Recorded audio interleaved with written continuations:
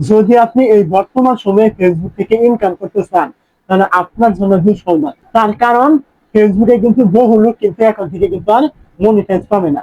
যদিও তারা নিয়ম মতোই কাজ করছে, ফেসবুকের নিয়ম মেনে কাজ করছে, তারপরেও কিন্তু তারা মনিটাইজ পাবে না।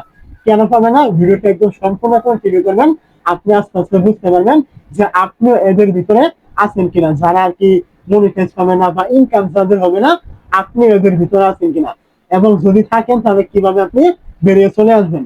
তো এখন আসি কাজের কথায়। ফেসবুক কিন্তু আপনাকে বিভিন্ন রকমের লেখা মানে লিখে ফেসবুকে আপলোড করার অপশন কিন্তু দিয়েছে। এটা আপনি করতে পারেন, কোনো সমস্যা নেই।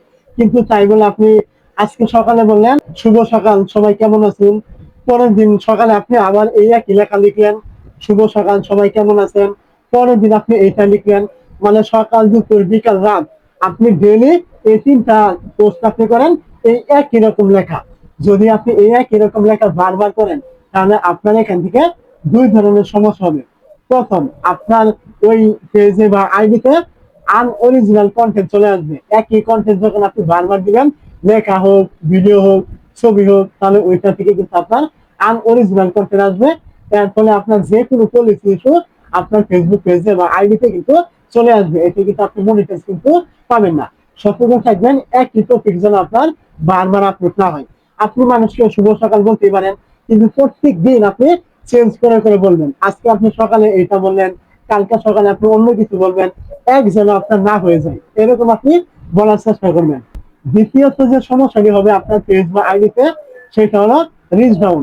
একই টপিকে যখন আপনি বারবার পোস্ট করবেন বা কোনো কিছু আপলোড করবেন, ওই সময় কিন্তু আপনার অডিয়েন্স ওই লেখাগুলো পেলে তারা কিন্তু ইগনোর করবে।